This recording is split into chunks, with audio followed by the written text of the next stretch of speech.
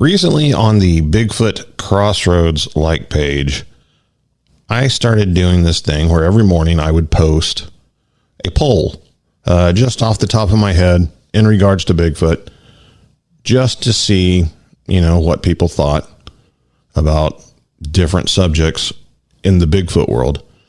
And I started noticing that I was getting some interesting responses, which got me to wanting to ask more and more questions and create more polls and find out more people's responses, because you always hear the same people's opinions over and over again. Like if you listen to, this channel, you hear the same opinions from the same people over and over again.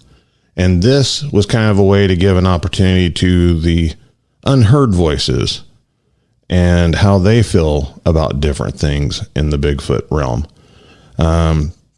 The page is still growing, which is a good thing. It's growing more rapidly now. I'm approaching 9,000 likes at this moment. But the polls, in fairness, are not a great reflection of that. Some have a couple hundred answers. Some have around 100, some less. But it's a good mix of people, and it's completely anonymous. So I think that gives us a pretty good pool to pull these answers from. And so myself and Mr. Tipton here are going to go over some of the questions that were asked and the results and kind of give our 2 cents about them.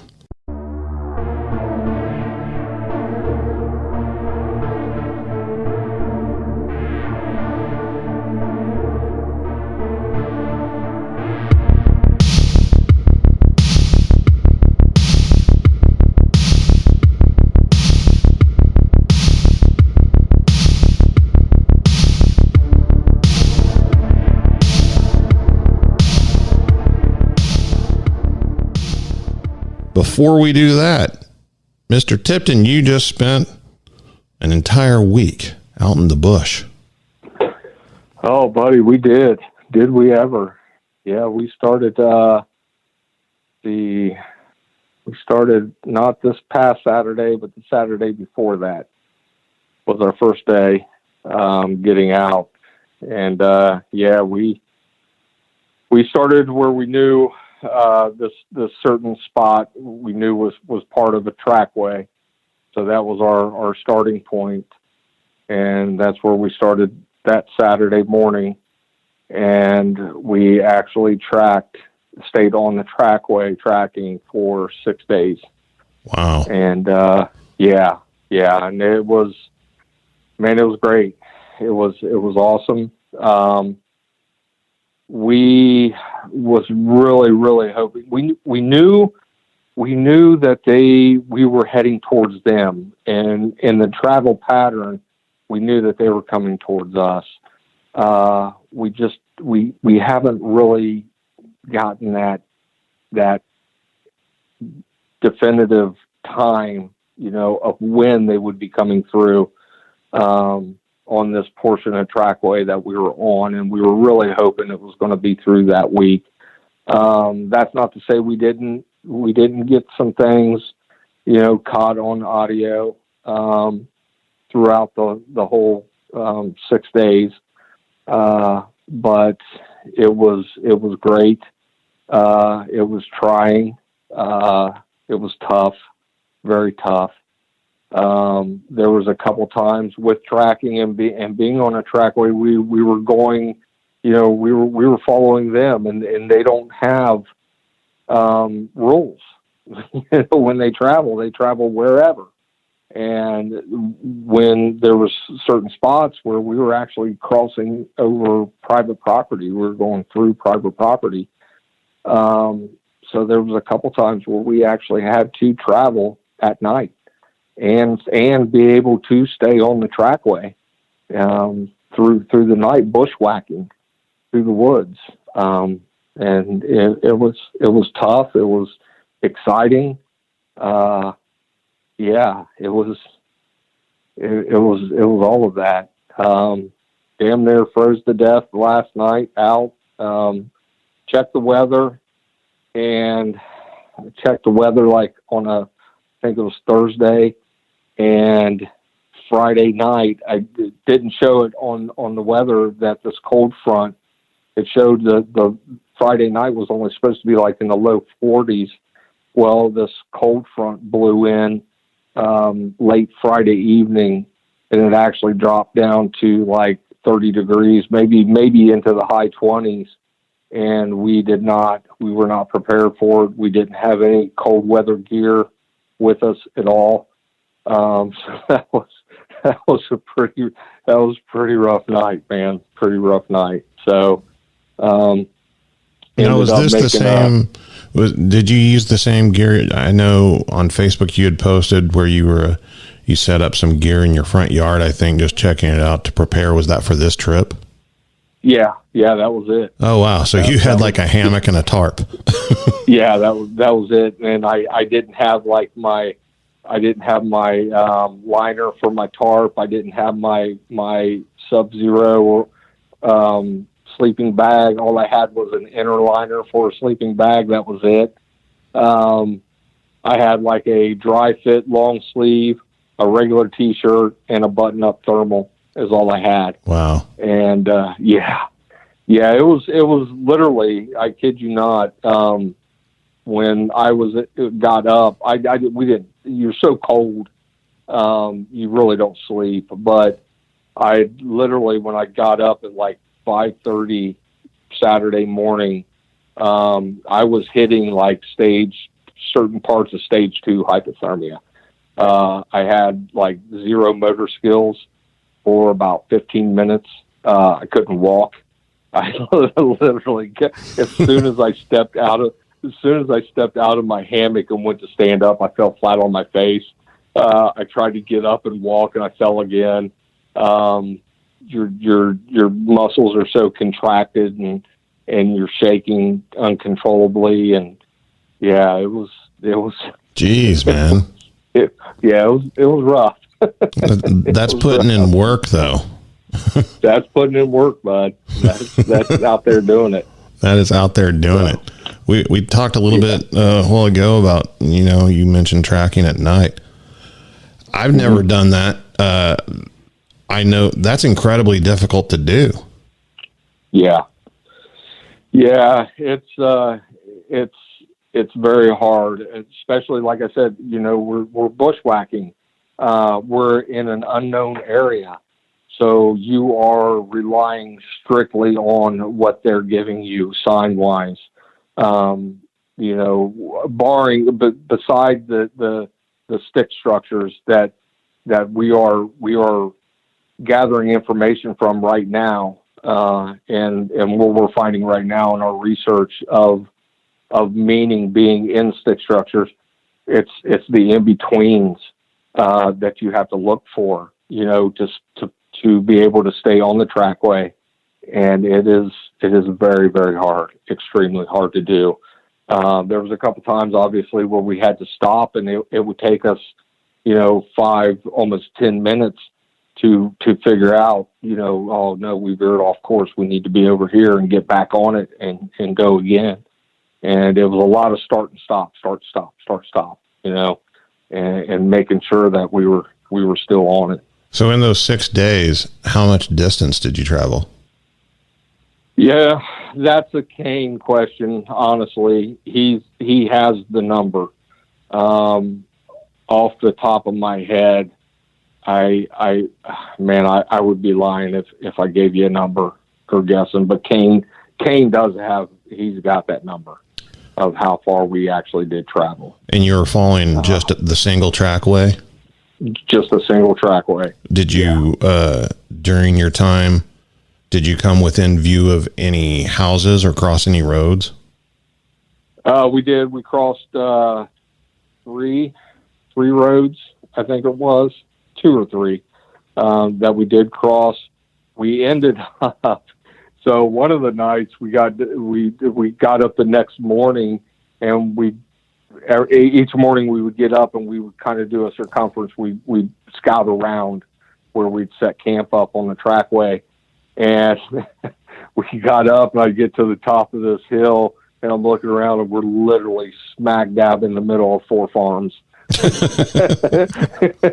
I mean, you could see it like north, south, east, and west. You could see a farm way out in the distance, 4 farms, circling us. I mean, we were smack dab in the middle of private property.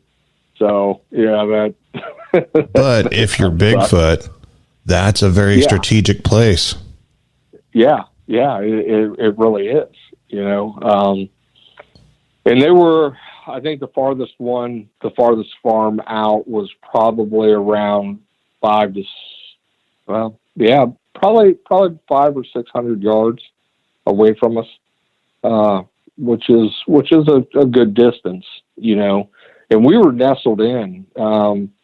You don't really see, obviously, you don't see the landscape at night when you're bushwhacking through. So the next morning we were actually nestled in this like little cove at the tip of this big gully, and these 4 farms surrounded it, and it's all woods. They're cattle farms, so it's not like it was agriculture farms with cornfields or anything like that. So we were nestled in a really large portion of a wooded area, and somehow we just ended up smack dab in the middle of it. So from there, though, then we realized as well that then we had to stay there all day, wait for night, and then travel again to get off the private property. Yeah, you don't want to get caught just cutting across somebody's land in broad daylight, especially with, camping gear on. Yeah, exactly. So, but what made it really cool, and I say cool, it sucks because of the situation everybody is in right now. But for us and what we were doing, it was really cool because all the parks are shut down. Now, like state parks, the hiking trails are still open, but the parks themselves are closed. So the state property. So we would cross, like we would go from private property back to state property, back to private property, go back and forth. But what was cool is this trackway would actually lead us through a portion of a state park where people would, go and look at scenery, the rock formations and stuff like that. And we were able to travel straight through it with nobody being there. Wow. Because they were closed down, Yeah. So that made it really nice. It's still interesting that the trackway took you to those places. Yeah. And this trackway, each section of the state parks that we would get into on this trackway, it was odd because the trackway would literally just be like just out of eye shot of where people would be, like to look at scenic views.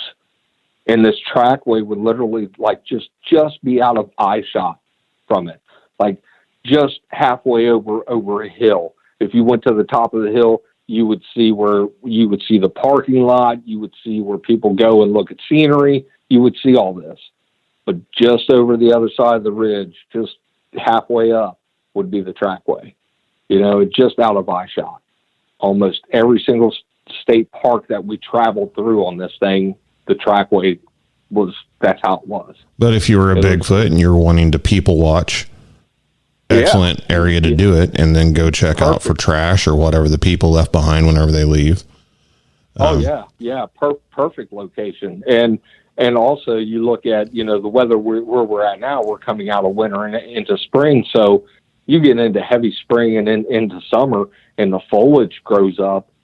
You're not seeing anything. Yeah.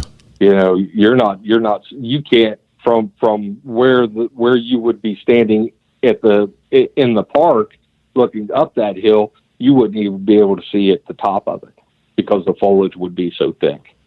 So yeah, it makes sense, how this trackway was set up. And you were talking about, at nighttime not being able to see the landscape, and that caught my attention. something that, we've picked up over the years, especially down where, Dan and Vicky used to live here in Oklahoma. It's a lot of wide open spaces. And the Bigfoot in that area use a system of like valleys and gullies and stuff. That's where all the trees are to get around, but they still have these wide open areas. Well, for people who say, well, Bigfoot can't be there because there's a big wide open space. The next time you're out driving through one of those wide open spaces at nighttime, look off to the side of the road and see how far you can see. Oh, yeah. I mean, they could walk right through a pasture in the middle of the night and never get noticed by anybody. Oh, yeah, for sure. I could. Yeah. In the middle of the night, I can be 30, 40 feet off a cow road, a back road, and you not see me. Last sighting we had, here was in December, and he was traveling through open fields. He was crossing farmland, and just this truck its headlights happened to catch it, and then they the husband and wife, was able to then watch it. But yeah, I mean, at nighttime, man, it's open range for them to go wherever they want to go. Yeah. Especially, human behavior, you're tearing down the road in the middle of the night. You're focused on where your headlights are hitting on the road, making sure nothing runs out in front of you. And, you get hypnotized and you don't even look to the left or the right. No, you're especially out here. Yeah. I mean, you're thinking of deer, right? When I'm as much traveling as I do for work, and sometimes, man, I'm on these back roads, deep back roads in the middle of the night. And yeah, I mean, every turn you're waiting to come around that bend and have a friggin' buck standing there or a big doe standing there. We used to talk about, Bigfoot traveling, how far, can you go in an area without being seen by people? And that doesn't necessarily translate to how far can you travel through an area without coming into contact with people. It's just actually being seen. And like you were saying, the trail led you to the intersection of 4 different farms. And, that's a strategic point where they can keep lookout. They can raid all 4 places at the same time if they want, looking for food or whatever, and get back on the trail and haul ass. Yeah.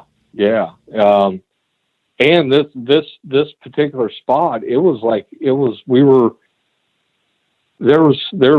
flat faces, like we were on top of a ridge, and all the way around it almost was like a sheer wall. And the trackway actually led us down through this crevice of the ridge, down to the flat. So, as farmers are hitting their woods, right in their backyard and going in maybe 50 yards to go deer hunting, and even turkey hunting. They're not coming. Those farmers aren't coming all the way back in there, all the way up on top of that ridge to do any hunting, at all. So it was a perfect spot for them to watch through the day. I mean, my family had some land in a pretty remote area, and it wasn't that much. I mean, it was only like 40 acres, and they had a few horses and stuff, but I would say they might have used 10 to 15 of that 40s, like the rest of the land was just back in the back, and they never went there. Right. Yeah. Yeah. And that's how a lot of hunters are, or a lot of farmers are. They don't, unless it's, like I said, unless they're hunters, they're not going back in there. They're not trudging through all that crap, And it doesn't matter if they do. You know, they're going to be noticed way before they get there. And the Bigfoot are just going to leave or hunker down and wait them out. Yeah, yeah. So it did. It took us on a great journey. We were very stoked because we were able to stay on this trackway for the whole, 6 days, and followed it as far as we possibly could follow it. And we did it. And I mean, that's just amazing. To really think about it. But what was really cool though is we eliminated, we left everything behind, as in we left all of our knowledge of what we've done the last 10 years up to 8 months ago. We left everything behind, and meaning we just wanted to do this with what we've been working on the last 8 months and the research that we've been working on the last 8 months, strictly on their, the structures. And we were able to do that. Now, I say that though, but when you're actually on the trackway and you're tracking and you're going from a structure and you're going on the trackway, there are signs that you look for throughout that trackway to get you from A to B to C and that we do follow, but we wanted to just strictly concentrate on whether or not what we've been working on the last 8 months holds water. And so that's what we did. Well, like you and I have discussed before, as far as applying actual, scientific methodology to it. Yeah. You are now testing what your findings, and you're repeating it. Right. Exactly. And this was the perfect time to do it. So we switched gears because that week was actually our outing week. Yeah. All the outlaws were supposed to get together for our outing, and that got canceled because of the COVID. So Kane and I, very quickly decided, let's do this. This is a perfect time to do this. And, so that's what we did. And, we were able to document, us doing this, strictly off of what they leave, strictly off the structures, and being able to decode there. I will tell people, that some may think that, we're way out there in left field, but I'm telling you, there is meaning within these structures, and we figured it out. So, well, there has to be. Very exciting. Yeah. I mean, I don't know what the odds are, but I'd say they're pretty slim that, if this was all in your head and these things were just random, you just followed randomness for 6 days. For 6 days, right? Yeah. Right. Blindly. So I don't see how it could possibly be random. No. Yeah. I mean, I think that pretty much eliminates that. And it did. It eliminated it extremely quick. I mean, for once we get all of this together and get it all put together, so we can put it out there, people then will obviously be able to see this unfold. But to be able to just go out strictly on what we've been working on for 8 months and do it was extremely exciting for us. Well, I look forward to more information as it comes out, as you guys progress with this. And I think everybody does. But let's go ahead and take a look at some of those polls. All Let's hit the polls. Let's be political.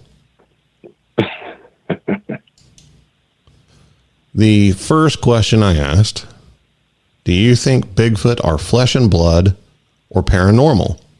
and this one got 205 votes. The majority of these I post for one day, 24 hours. However, there are some where sometimes I click the wrong button and they get posted for a week. But for the most part, they're one day. So the first one had 205 votes. 95% say flesh and blood, which to me, I know this sounds crazy, but to me, I found that really surprising. I did. And maybe it's just because there's so many people though that do post, like on Facebook, and you see a lot of the people that do believe in the paranormal side of it, more so than people that believe it's just flesh and blood. But this, like you said earlier, this poll though is coming from people though that a lot of them are the unheard people. Right. A lot of them are the people that don't, discuss what they feel it is out there in social media. And it's totally anonymous. You're not being influenced to answer a certain way. Exactly. But based on, like you're saying, the stuff that you normally see, I would expect the paranormal to be a lot higher than 5%. Yeah, so did I. Yeah, when I first saw that, I was like, "Wow, really?" Yeah, I was thinking once I saw the 95 and the 5, I started thinking, I was like, "Man, I thought that paranormal would be at least around 40." Yeah, 30 to 40 at least. Yeah.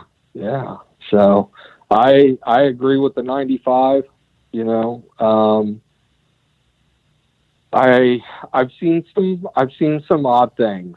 It's funny because 6 days, Kane and I have been together for many, many, many years, but 6 days out there, we discuss a lot of stuff. And this was actually one of them, we have witnessed some strange things that we can't explain, but there's not enough there yet for me to think that they are anything more than flesh and blood.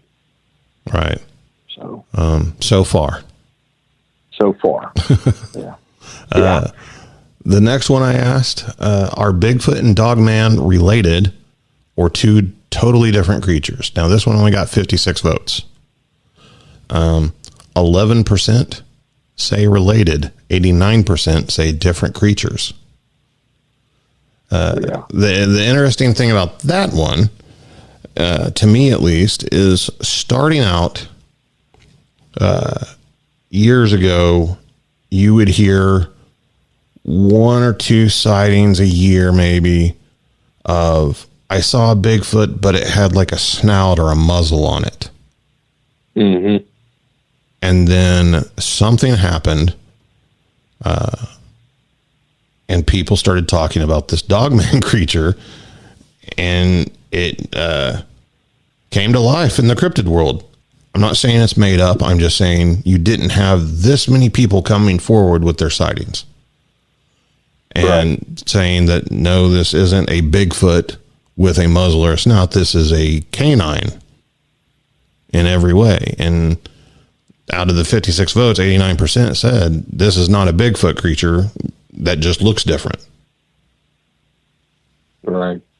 So the Dogman thing has definitely changed over time, at least in the Bigfoot world. Yeah. I think it really spiked after Twilight. So, I joke about that. The Twilight movie spiked the Dogman thing, but I've heard stories. I actually did an investigation, my one and only investigation, from a guy that claimed he witnessed a Dogman.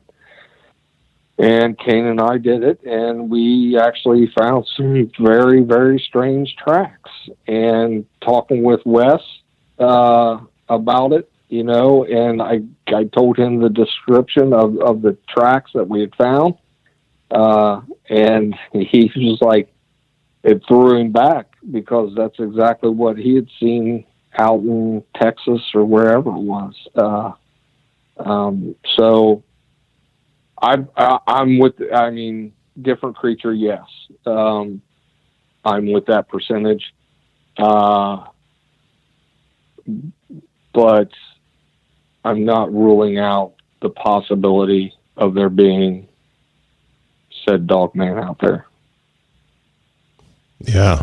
I would be interested in seeing an organization that is seriously dedicated to dogman research and not Bigfoot and dogman. Yeah. I agree with that. I would like to see some evidence, Yeah. But, that if I'm sure a lot of that though goes in the lines of all the horror stories that you hear about this, who wants to go. Yeah. There's the asterisk. I ain't going to be in the group. Yeah. Right. Exactly. I'm not going to go chasing it. That's for sure. The next question I asked was, have you had a Bigfoot encounter? Now this one got 133 votes, 33% yes. Mm-hmm. 1/3 of the people said yes. Yeah. I looked at this one and there's a lot of honest people, the yes could have been much higher. Much higher. I looked at it much higher, but there wasn't, I look at this as there wasn't people out there just hitting the yes button just to do it. Right. These are honest percentages right here. And you know what else is interesting about this? The 67% that said no, but that means that 67% no represents the amount of people that haven't had an encounter, but are still interested enough that they're on this website and taking the poll. That's right. You're exactly right. And that's cool. That's awesome. Because we need those people. Yeah. We do. We need that 67% out there, to ask questions. So I liked that question. That was a really cool question. And I love the answers. I love the percentages of both of them. This next one, another interesting one that I pose in my own head all the time. Would you say Bigfoot is more human or more animal? 203 votes. 65% say more human. 35% more animal. So again, when I started this, the popular theory, Gigantopithecus. Right. I mean, that was it. That's what everybody went with. Now I'm seeing more and more that it's actually the minority of people researching this thing or having an interest in it that think this is more of an animal than it is a human. Right. So that's another thing that has reversed, at least in the past 20 years. Yeah. In the 10 years that I've been doing it, it's grown, it's turned. So once again, though, it's funny because all I really see out there are, the animal percentage of people that do comment or do ask, put a post out there. Then you see the posts and the comments more on the 35% than you do the 65%. Right. But I am with the 65% on this. I mean, how can you not be with the work that you're currently doing? Yeah. With all of that and my sighting, and my sighting is what swayed me. Before my sighting, I was it's a big gorilla. Yeah. It's just a big monkey. But a big gorilla is just gonna, pee on a tree or poop or something, and that's how they mark the trail or whatever. Rub up against something and move on. They're not gonna build something with meaning behind it. No. And leave it in a specific place. Mm-mm. No, and I mean all the research that's being done right now with all the known gorillas that we do have. There's they're not their evolution has stopped. It hasn't grown any farther. They do use tools and as in sticks to do certain things. Even in combat, there's footage of gorillas using weaponry, of being sticks and rocks, but being used. But as in building, other than nests, no, there's nothing out there that shows that gorilla build structures, other than a nest. So I'm once again with everything that Ken and I are doing and all that jazz. I'm of the 65%. Do you think Bigfoot are dangerous beasts or friendly forest giants? 118 votes. 77% say dangerous. 23% say friendly. Yeah, I'm very happy to see that 77%. I truly am. That, and the 23%, I get you believe, well, I can't say I understand you believe they're friendly, but I stand behind everything that I've ever said, that at the end of the day, these are creatures, they're animals, they're wild animals, and they are unpredictable. Every animal out there is unpredictable. So therefore, they are dangerous. Right. Now, on this next question, I brought up the missing 411 cases made popular by David Paulides, I believe is how you pronounce it. Is Bigfoot responsible for some of the missing 411 cases? 191 votes. 92% say yes. Wow. That's a big one.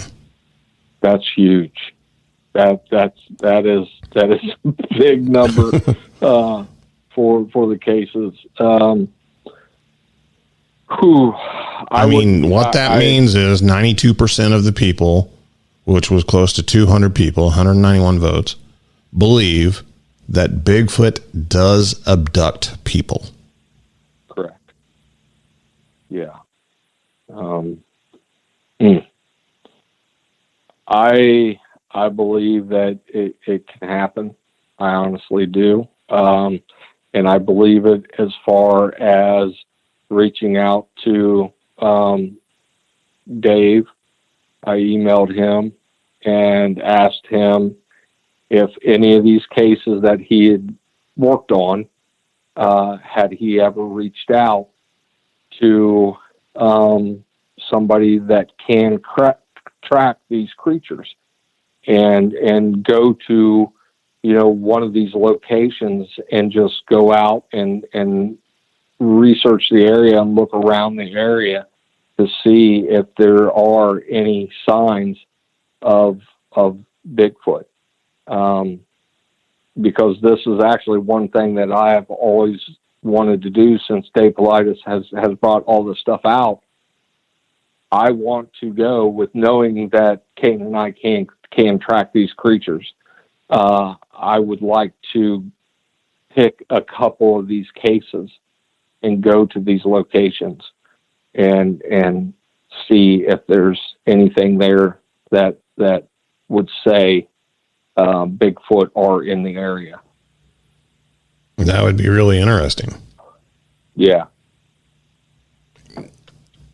It's interesting to me, though. I mean, it kind of shows the variety in people, because 92% said yes, But here on the question before, only 77% said dangerous.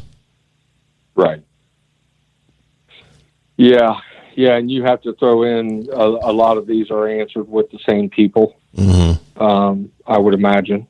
So yeah, when you look at the 77% dangerous and then the 92, yes. And as the list goes, there's, like I said, the page is growing. So you're having a larger audience to pull from. Right. Which increases your variety of people. Right. So while it's not perfect, it's still interesting. Oh, yeah. Should we try to harvest a Bigfoot to prove they exist? 114 votes. 41% say to slab one. 59% say leave them alone. This is basically the age-old question, kill or no kill. And according to this, it's still pretty even. Yeah, it's close. It's close. I'm happy to see that the leave them alone is still a little higher. Put the work in. Go out there and research. I believe in my heart I wouldn't be doing this. I wouldn't have just did 6 days on a trackway if I did not believe that we can study these creatures, we can document these creatures and study these creatures without dragging a body out of the woods. It can be done, but it's not going to be done overnight. People need to get that out of their head. Well, how come we haven't done it yet? You get out in the woods and try to do some research, and you'll figure out why it's so hard. But I believe in my heart, I truly believe that we can prove their existence without dragging one out of the woods. So, the next question was kind of just, a fun one. Assuming that both are real, who would win in a fight, Bigfoot or Dogman? 196 votes. 72% say Bigfoot would win. So the simian outdoes the canine in this one. Yeah. I'm a betting man too, man. I'd put some money on it. That's for damn sure. I'd want some ringside seats. But I have to go with my big boy. I'd have to go with Bigfoot. Yeah, absolutely. The strength would be too much. Yeah. Do Bigfoot have their own language, or do they just vocalize like other animals? I was kind of disappointed this one only got 68 votes, but 84% say language, 16% say vocalizations. Yeah. With what we have gathered, and I say we, the team that Kane and I are involved with, there's a core group of us, and we've caught some really, really interesting audio that does carry syllables in it. I will say this much. I have heard enough from the right people, and that's a key in there, the right people, to know that there's something out there talking in a language that I don't know. Yeah. If it's not Bigfoot, that's even scarier. Right. But something's out there talking. Yeah. Here is a big one. Is the Patterson-Gimlin film the real deal? 142 votes. 96% of you said it's real. We're almost at 100% on that one. Yeah. No, I mean, that just goes back to time of the footage, and listening to professional creators in Hollywood during that era that created suits for movies, And every single one of them that came from that era that worked in Hollywood, all of them have said, that have been interviewed anyways, have said, we did not have the technology then to create a suit like that. We did not put that Bigfoot in those woods. Me and Wolfgang Moser, just spoke about this through email just a couple days ago. He sent me a trailer for a movie called Abominable, I believe. Mm-hmm. And his point was, here's a modern movie with a budget that the budget would have been much larger than whatever Patterson would have had at the time. Mm-hmm. And the suit just looks like absolute crap. You know? Right. Yeah. And we're even kicking around the idea of doing a show about it, where we kind of go through and do a comparative analysis between, what's come out since then in Hollywood compared to Patty. Right. Yeah. And that was my whole... I watched a while back. I watched the Man Who Killed Hitler, then killed Bigfoot. Mm-hmm. I think that's the name of it. Yeah. And it was a good movie. Had a great storyline up to the point when they showed Bigfoot. And when they showed it, I was like, "Are you freaking kidding me with this? You're gonna get the what's his name? The actor that played in it. Sam Elliott. Sam Elliott in the movie. You're going to do all of this, and then you're going to spend friggin' $200 on a freaking Bigfoot suit. You're giving it Sam Elliott, a title that sounds like it came from Quentin Tarantino. Exactly. And Hollywood will do this a lot. They'll not show you the monster on purpose. Right. And I kept on seeing these stills from the movie of a dead moose. Mm-hmm. And I was like, oh man, that looks awesome. Yeah. You guys really spent all your budget on the moose?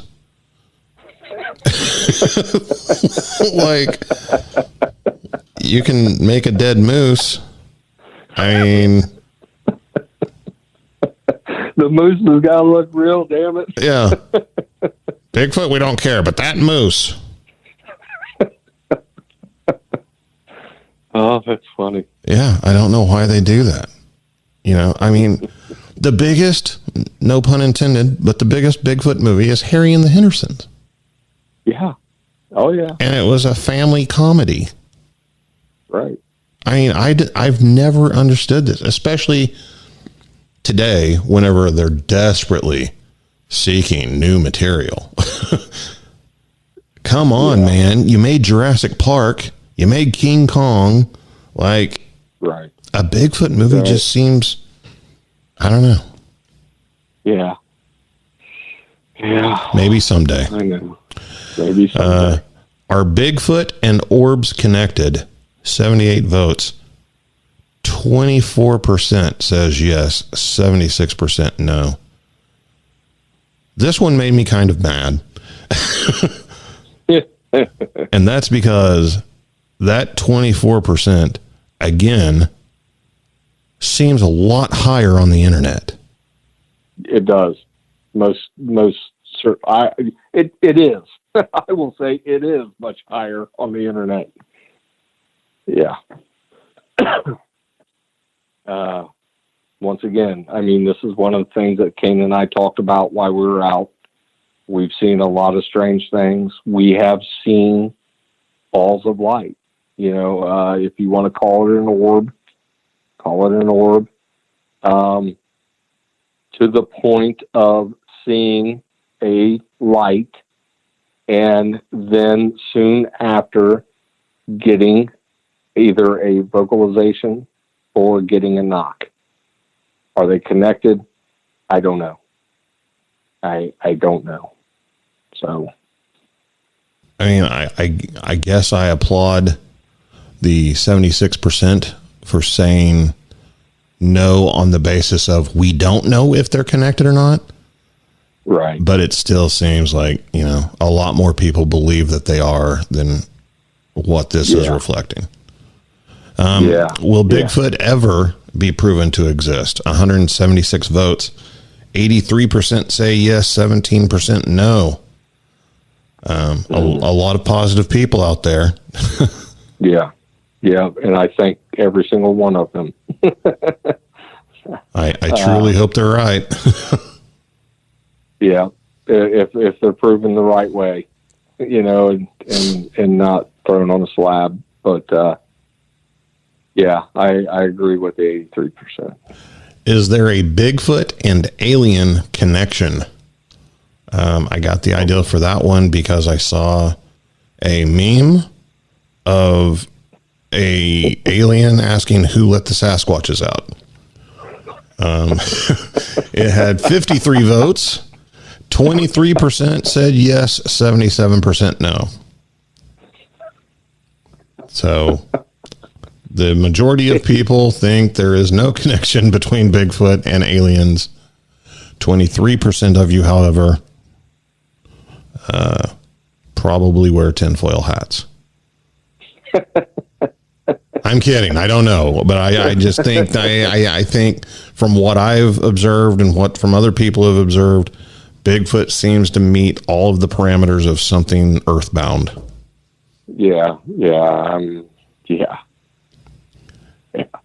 I see those posts or those comments, man. I just keep cruising because I'm not there in my head.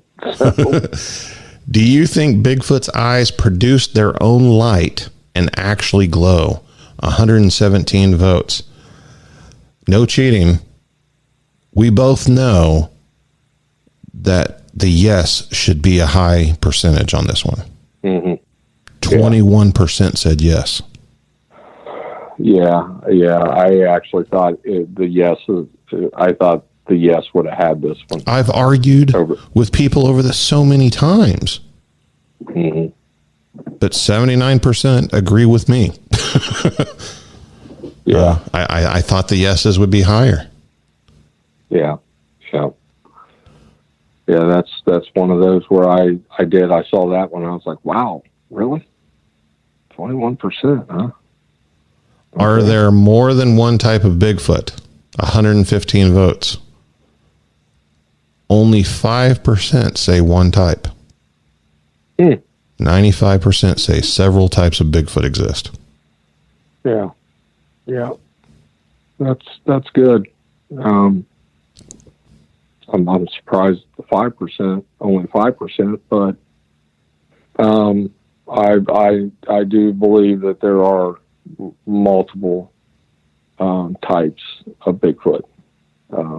So what's interesting though is you and I, my encounter and your encounter, and me never laying eyes on what you had drawn out of your head and sketched. Yeah. And that was creepy. It was very, very creepy.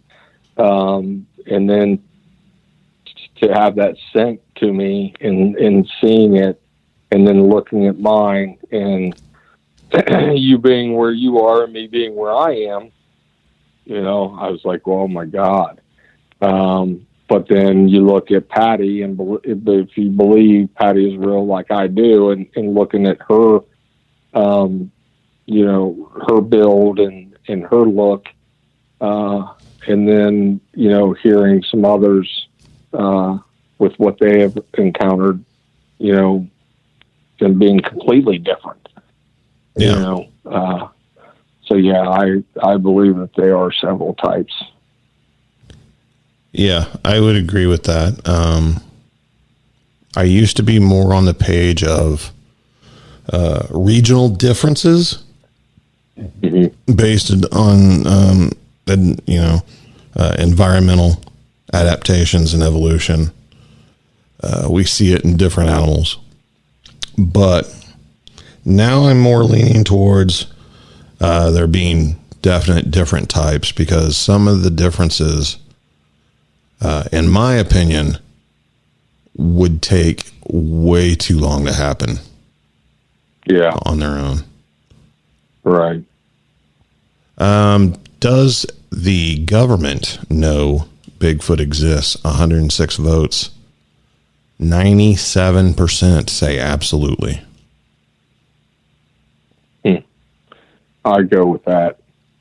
I mean, that's, once again, almost 100% of people saying yes, they do. I believe, my personal belief is, yes, they know of their existence. So that was one of the first things that popped in my head after my first sighting, was that if I can go out here and have a sighting, then there's no way that the government doesn't know these things are out here. Right. Yeah. Yeah, I believe it. I believe they know. Whether or not they have them, that question alone could open up so many different conversations. So. Can Bigfoot create and use infrasound? 95 votes, 80% say yes. So infrasound, which is just a very loose theory. I mean, it's been around for as long as I've been interested in this subject. People were talking about infrasound. Here you have 80% say, yeah, they can do it. Yeah. Yeah. I mean, we know cats do it. We know certain animals can do it. Once again, I mean, you know, Kane and I were hit with something, years ago, out tracking, and really that's the only thing that we can associate with what happened to us. That's the only thing that we can, associate it with, was infrasound. Whether or not that's what it was, I don't know, but it fell in after it happened. And then I started reading and researching what infrasound was. What had happened to us fell right in line with what was described as to what infrasound is. So I say yes. This next one is kind of mind-blowing. I mean, if you go back and you look at the previous answers and the differences in percentages, and then you get to this question. Do you think it's possible Bigfoot can communicate with their mind? 181 votes. 60% said possible. 40% say no. Yeah.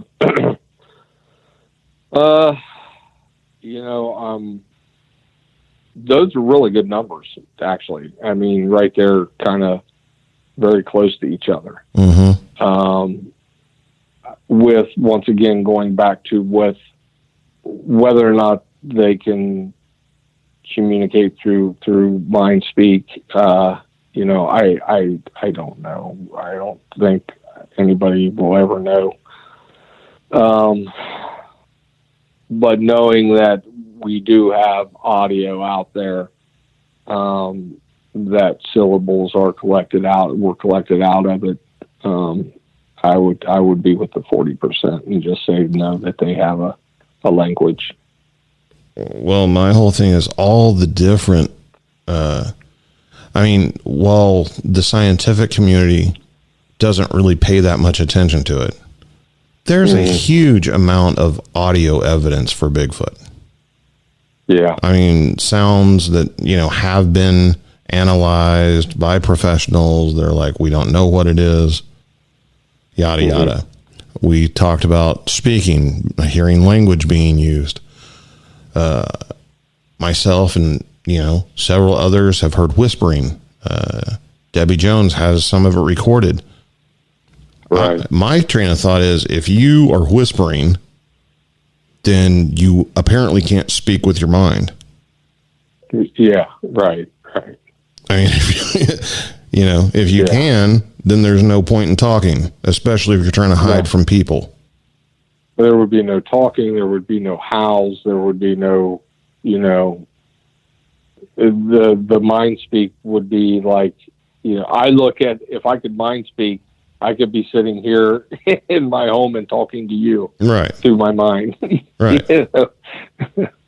So, I don't believe they can.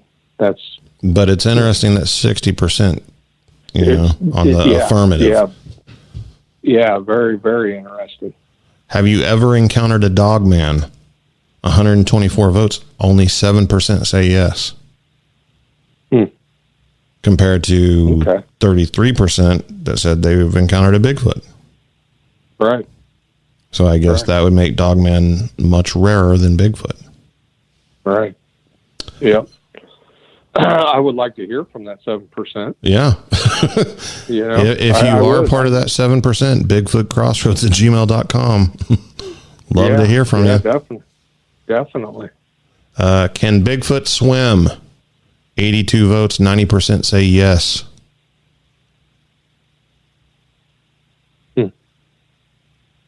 Okay. You know, once again, it's just, I would think that they can. Yeah. There's an island, I believe Vancouver Island. Vancouver Island. That has quite a bit of Sasquatch history. Right. And it's an island, and it's a long swim. It's a very long swim. Do Bigfoot bury their deceased? 172 votes. 83% think so. I've always been on the fence with this.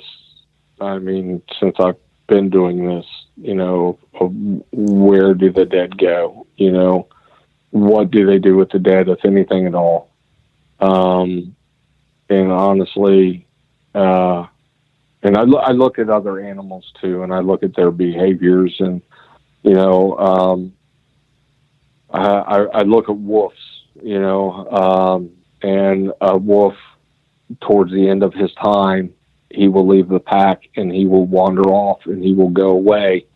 And, you know, it's not like he'll be there in a circle and fall over and they ravage and eating, you know, or anything like that.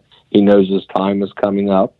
He knows he's dying, and he leaves and he goes off on his last trek, you know. And so part of me believes that that's what they do. They kind of just, when they know they're nearing the end, they leave the group, and they go off and they go somewhere, and you know, and they die. But then a part of me does believe that, you know, that they do bury them somewhere somehow, you know. So I don't know.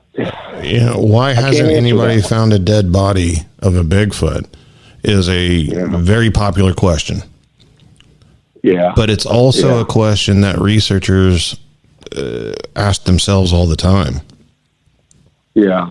And I do, you know, as much tracking as I do, as much as I am out in the woods.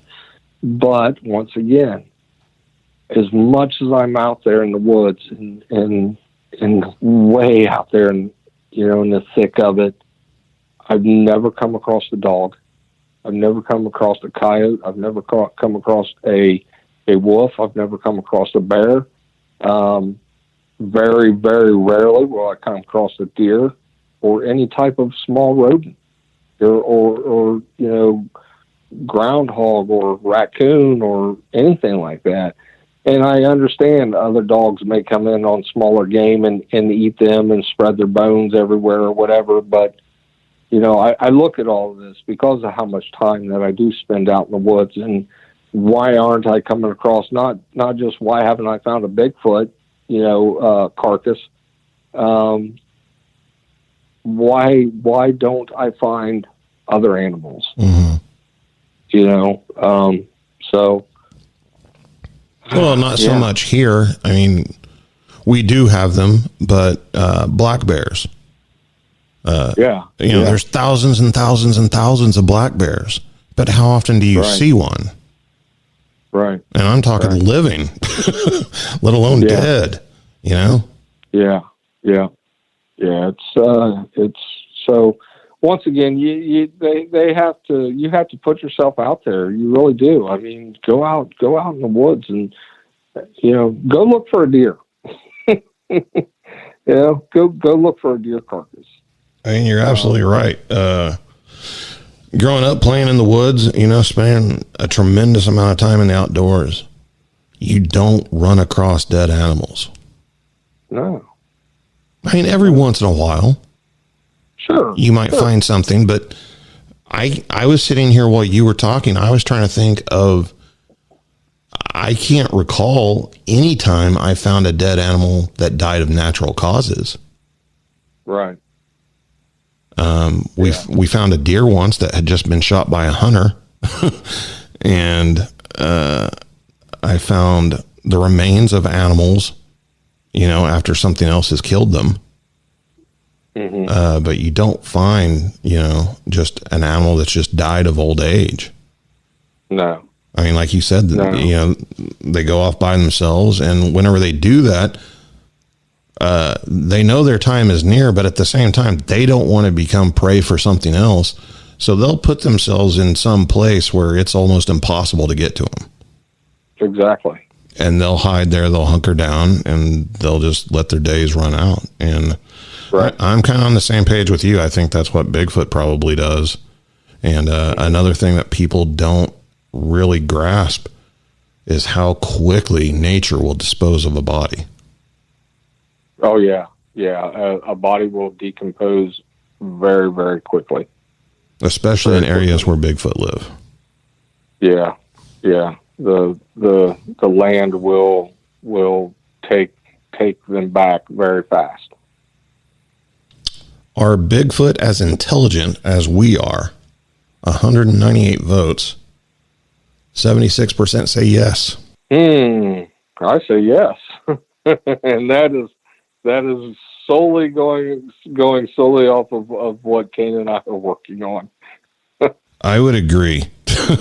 Not going by what you guys are working on, but from my own experience, one night that kept me out of the woods for several months.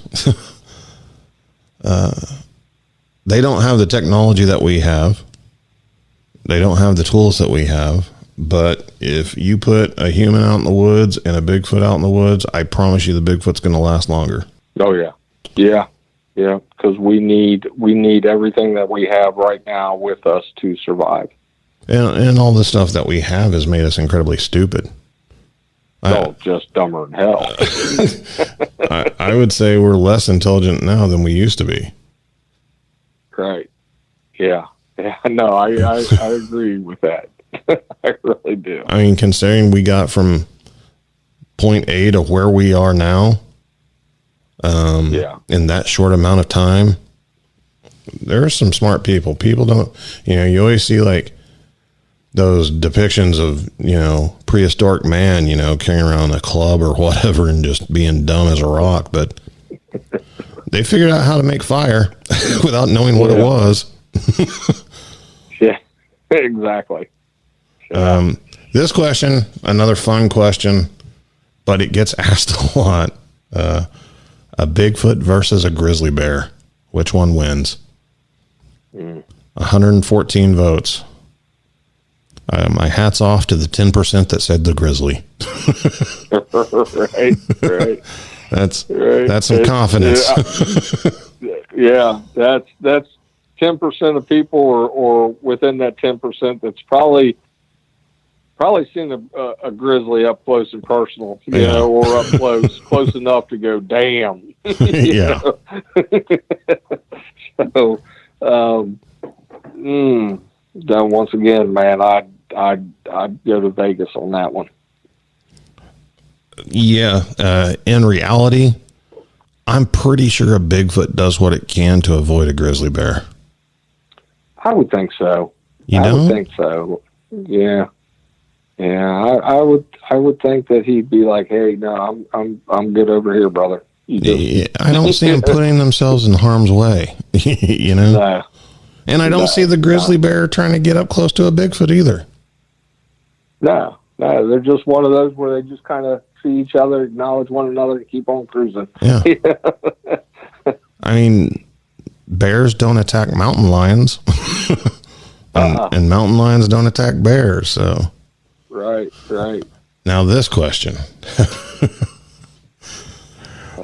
which show was better, Finding Bigfoot or Expedition Bigfoot?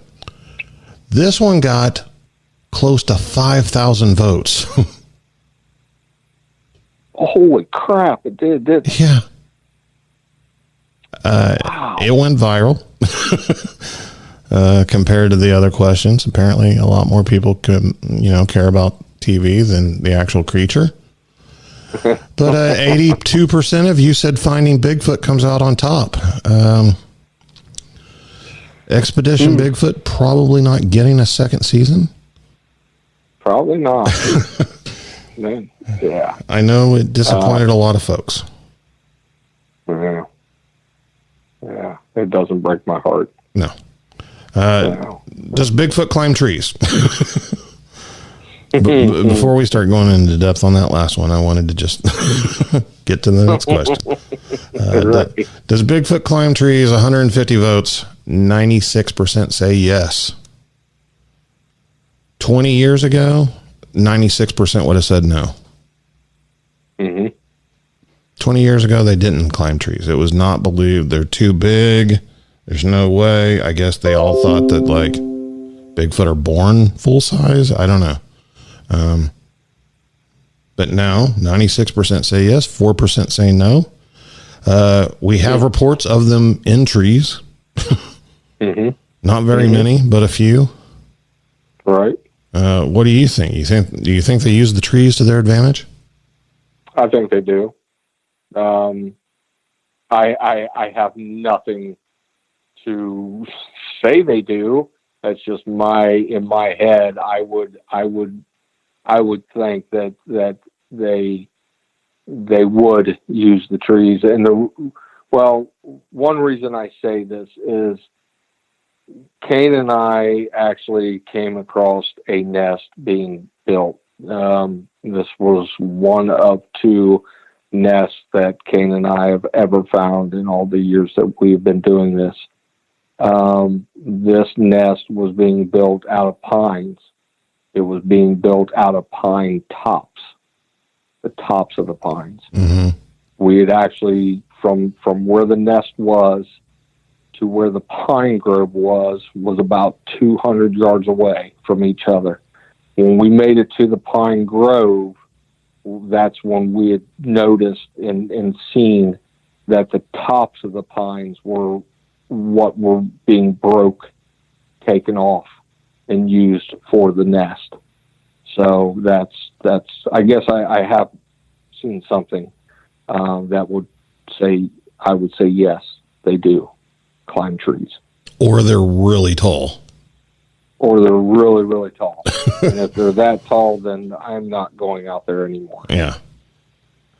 Are Bigfoot the Nephilim from the Bible? 211 votes.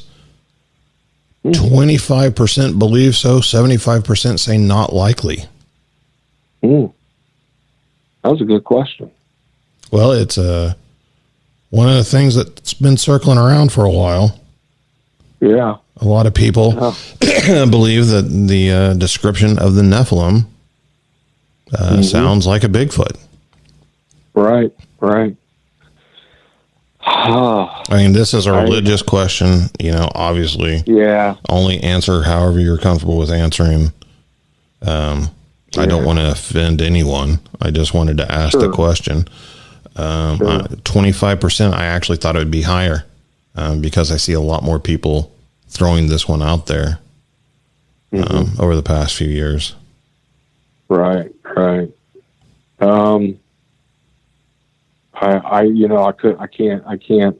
can't give an answer on that, honestly. I can say this much. I am a self-professed Christian. don't, push my religious beliefs on people or anything. The Bible doesn't really talk about specifically dinosaurs. Right. I believe dinosaurs existed. So even if the Bible doesn't mention Bigfoot, that doesn't mean to me that Bigfoot doesn't exist. Yeah. Or that it's something demonic or anything else. But the Nephilim, I'm not really with that line of thought personally. I don't know, but just personally right now, no. Yeah. Do you believe Bigfoot leaves gifts for people? Now, I hope whenever people answer this one, they understood the wording as I stated it, because that was the important part. Do you believe Bigfoot actually leaves gifts for people? 138 votes, 72% say yes. Have you experienced anything that you would say was a gift left for you? No, not a gift. A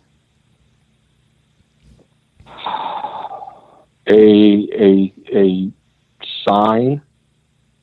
Something for interaction. Something for interaction, but not necessarily a gift. No. So no, I haven't. But I've heard people, and I listen to people, and I've heard some people, explain some things that where I was like, wow, okay, well, so I'm kind of on the fence on that one. Yeah. I'm kind of on the fence. I think it's possible. Yeah, that's kind of where I'm at with it, because I do believe that they are a curious creature, and I do believe that if you initiate something like that to them, then they may do it in return, and so yeah, I'm kind of right there on the fence. I do believe that they certainly understand and will participate in the concept of trading or bartering. There you go. I have known of situations where that has occurred for sure. As far as people who are in the woods with the purpose of looking for signs of Bigfoot, and they find a bird feather in the middle of the trail, I don't necessarily believe that was left there for them by a Bigfoot. Right.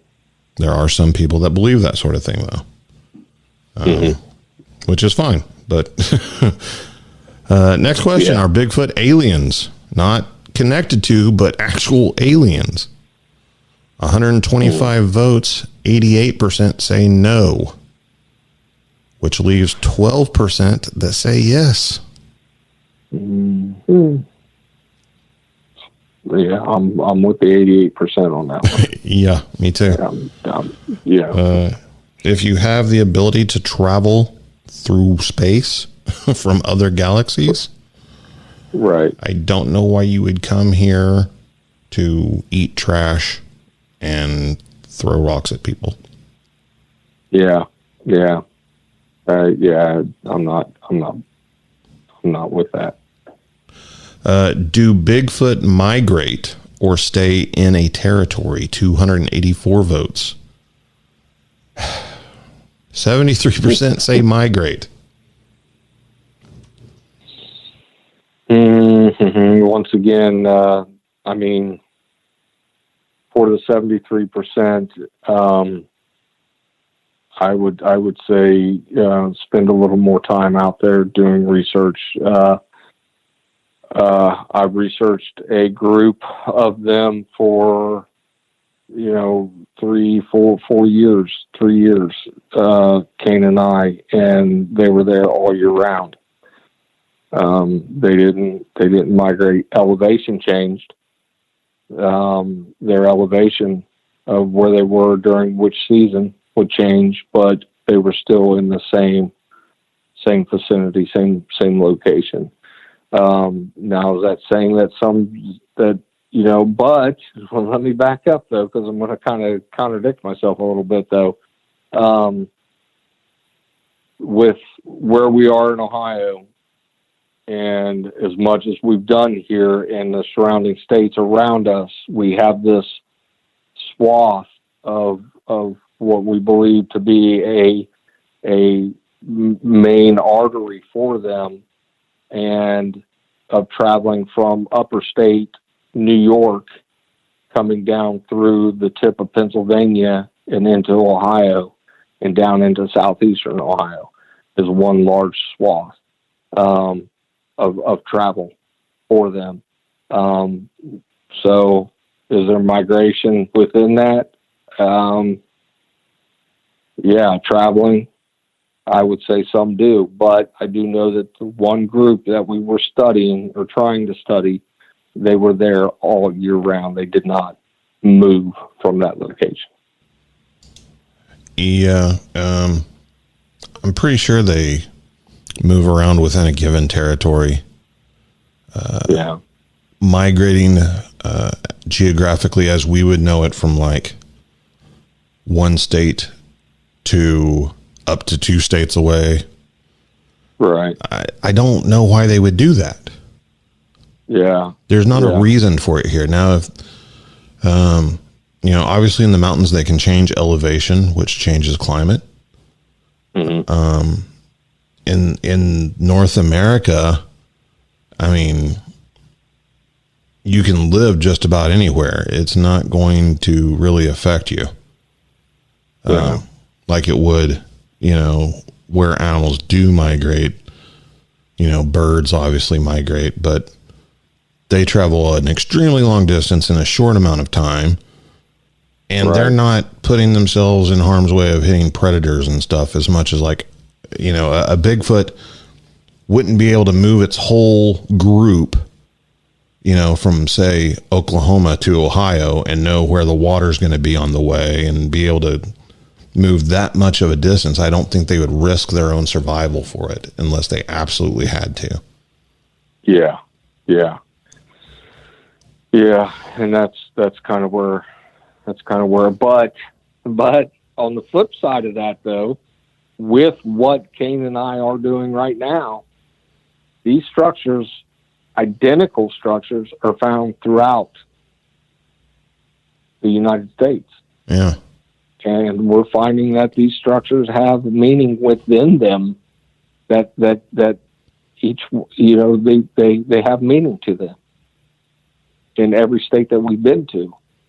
Each state we go to, the meaning of that structure means the same thing. So is it put there for migration? Is it put there for travel? Is it, but once again though, I'm with you as in why uproot a whole group and travel that distance when you really don't have to. Right. You don't have to do it. So, but I have not seen anything that Kane and I do here that would warrant saying yes, they do migrate. I have not. Well, the formation thing, we've talked about this a bit before about how that would indicate that at least at one time there was just one group of these things. Mm-hmm. And then through time, right, they split up over time, and they've carried this along with them, which means that this language that they're using to communicate through these things is being passed down, which means it's being taught. Right. Which to me, I know that happens in the animal world, but not on this kind of level. Right. Mind-blowing stuff. Our Bigfoot Cannibals, 219 votes. This one is pretty split. 47% think so, 53% doubt it. Mm-hmm. Well, if they were, Cain would have been eaten a long time ago.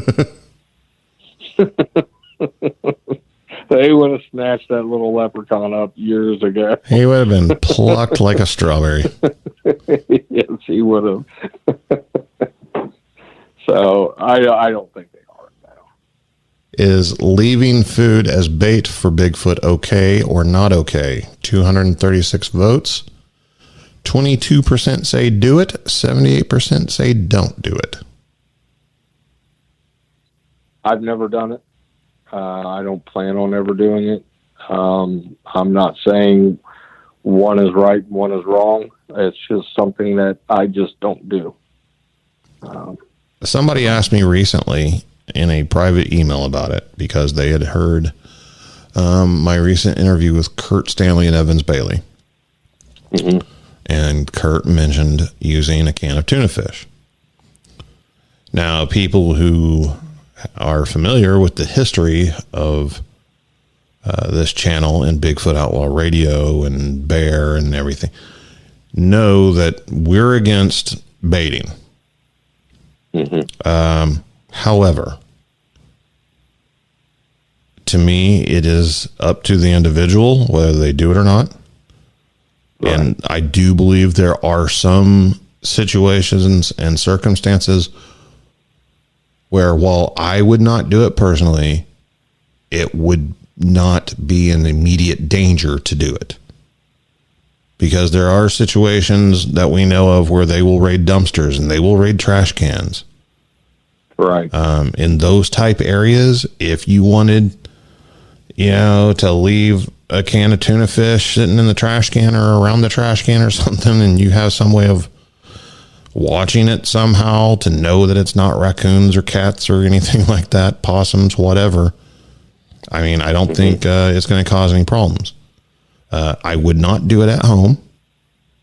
Right. I wouldn't do it on somebody's property. I wouldn't do it for an extended period of time. But due to them digging in trash and, using that to their advantage for survival, I do believe there are situations where it could be done without causing too many problems. Mm-hmm. But to me, the lack of knowledge about these creatures and the risk factors involved, I don't think it's worth it. I don't think you're going to get that amazing sighting because you left out a can of tuna fish. Right. Yeah. No, I'm right there with you. Should they bring back Finding Bigfoot? 1.5 thousand votes. 83% say yes.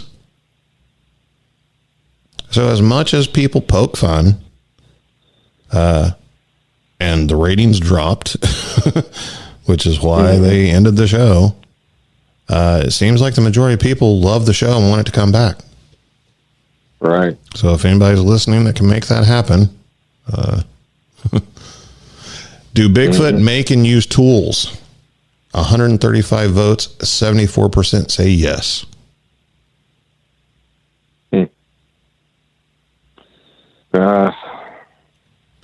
It's that word make that I put in there. Yeah. Yeah. I don't think so. No. Make as in breaking a stick? Maybe. Yeah, right. I can see that if you want to consider that making. But I was thinking more along the lines of like creating something for a purpose, like a cutting utensil or, a spear or something. Yeah. Yeah. And that's, no. Haven't found any evidence of that. No. Here's something that we discussed on this show. Do you think Bigfoot can catch diseases from us? 376 votes. 70% say yes, 30% no. You and I both are well in the 70%. Oh yeah. Yeah. Especially now. The more we learn about the COVID thing, now they're saying it's a threat to gorillas, and a tiger in a zoo has it. Right. So there's no reason to believe that they can't. Exactly. How long does a Bigfoot live? This one was kind of difficult to word. So 139 votes. I gave the choices of over 30 and under 30. And 93% say over 30 years. Yeah. Yeah. I've thought about that a few times, and I was around like the 40, 45 year range. Give or take a couple years here or there. But I would say 50 would be an old Bigfoot. Yeah. Yeah. Exactly. Are Bigfoot more hunter or forager? 168 votes. 65% say hunter. 35% say forager. That one surprised me, because I'm of the mindset that while they do eat both meat and vegetable, the meat is a lot less often. Yeah. Yeah, and that's kind of where I've always been with it myself. That they hunt meat when it's absolutely they absolutely have to. They're more of a forager. I mean, we know that whenever it comes to hunting in the wild kingdom, that it's all about cost. Right. How many calories does it cost to hunt versus how many you'll gain from a successful hunt? Right. And so larger animals are foragers because it takes way too much energy to hunt down and kill something than to just walk around and eat plants. Yeah. Yeah. Has Bigfoot helped people in the past? 115 votes, 83% believe so. You have a few stories out there of people claiming, they're just stories. I've never talked to anybody who's actually said that it happened to them. Right. But they talk about, we've all heard the story about the hiker that slipped off the ledge or whatever and broke his arm, and a big hairy arm reaches down and helps him back to safety. And right. Yeah. The child out in the woods, and, is next thing you know, it's sitting by the child's by a hiking path, and this is after days of people searching for the child, and you hear of these things. So, yeah. Yeah. Are Bigfoot and Yeti the same creature? 146 votes, 85% say yes. Yeah. I believe they are of the same species. An interesting thing about the Yeti is the modern depictions of the Yeti are not accurate. No. Originally, they match a Bigfoot. They're brown in color. They're not white. Right. They're not like a snow creature or whatever. And that's become popularized in pop culture, but it's actually not true. Whenever you actually read Yeti sighting reports, the creatures are brown and black and, just sound like a Bigfoot. Mm-hmm. Right. Yeah. Yeah, they've been depicted as this big, white, hairy creature, and, and that's false. Do some Bigfoot understand human language? 131 votes. 76% say yes. To understand it, that's not mimicking. So who taught it to them? Yeah, I mean, that is that something that's went through the the years of I believe that they, back in the day, that they had bartered and trade with natives, and most likely picked up certain words here and there, now whether or not they understand our language, I don't know. I don't know. To me, that seems quite a reach. Yeah. Are Bigfoot loners, or do they live in groups? 192 votes, 11% say loner, 89% say groups. I say both. Yeah. You have your rogues out there. And this is just honestly just back to what Kane and I have witnessed, in certain areas that we have researched for a very long time, and yeah, so I say it's a mix. Yeah, I would agree. You do hear stories of rogue males, as we call them. I don't know if we're right or not, but they seem to be males, and they seem to be younger, and they seem to be more aggressive, and they seem to be alone. Yeah.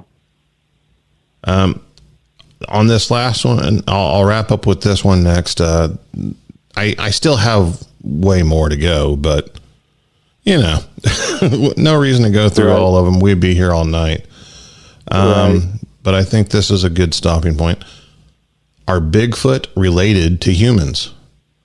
77 votes. 77% say think so. 23% say no chance. So here we go with the question, are Bigfoot human? And 77% say yes, they are related to us.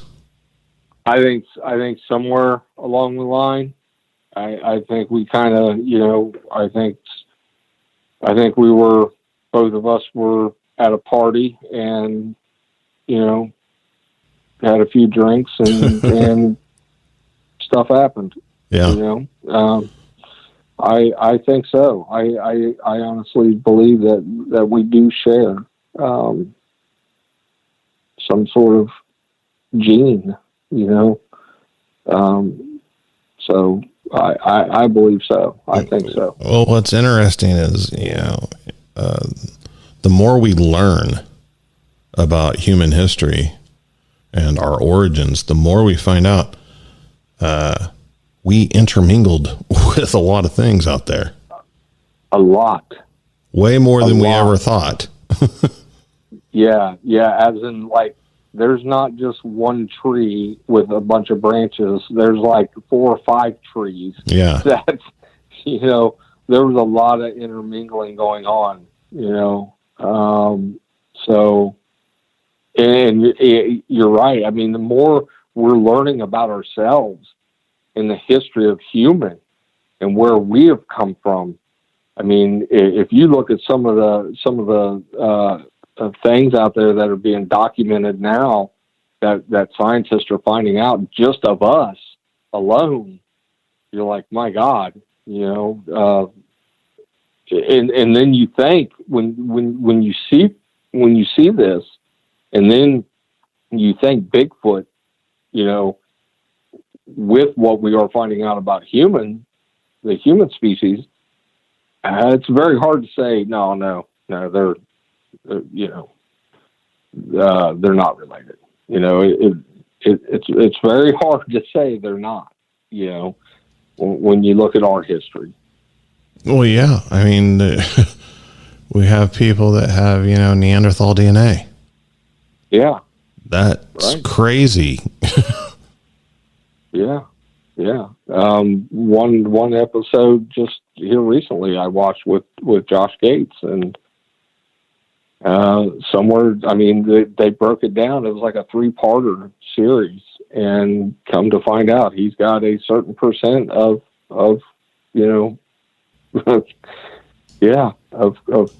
caveman. Yeah. And you're like, wow, really? Okay. So yeah, I think so. I believe so. Yeah, the stuff that we don't know far exceeds the amount of stuff that we think we know. Oh God, yes. Oh yeah. I think there's going to be even more stuff discovered that, you know, shows how diverse we are as a creature. That whole, you know, difference between man and ape, there's too large of a gap for there not to just be a bunch of stuff between there. Right. Yeah. Yeah. And that's what we're finding out. We're finding out that there was a bunch of stuff. Yeah. I think in between there. I think whatever ended up as Bigfoot took that left turn at Albuquerque. Right. Yeah. Yeah. Well, man, I have enjoyed it. I hope everybody else has enjoyed it. We still have a lot more of these to go over. We'll do that some other time, or maybe not. Who knows? Anything you want to throw out there before we cut her out? No, man, I'm good, buddy. Yeah. I am okay. This whole pandemic thing kind of put everything on the back burner for a while, didn't it? Yeah, it did, man. It come to a screeching halt. So all we can do is just you know, keep our heads down and keep pushing forward like we always do. I hope everybody out there is staying safe, staying 6 feet apart. Right. Maybe this will entertain you for a little while. Keep your sanity. If you've had your own encounter with Dogman or Bigfoot, send me an email at bigfootcrossroads@gmail.com. Check out the like page. Give it a like. Post a lot of stuff over there. Where can they find your stuff? Can they find my stuff? My stuff is usually hidden away on YouTube on Folklore's Hidden Giants. That's usually where I put things. Or you can go to House of Enoch, which that is Kane's. Kane has done a phenomenal job on that page and putting stuff out there. But I normally, what I do is I put things, you know, when we go out and we research, I bring it back, I put it all together, and then I throw it out there on YouTube, on Folklore's Hidden Giants. And then I usually will share that then, in the Outlaw, on the Outlaw page. Which is the Bigfoot Outlaw Hideout group on Facebook, if you'd like to join that as well. Correct. Don't forget to subscribe to the channel. If you like what you heard, give us a thumbs up or a thumbs down if you prefer. Leave a comment. And until next time, thanks for listening.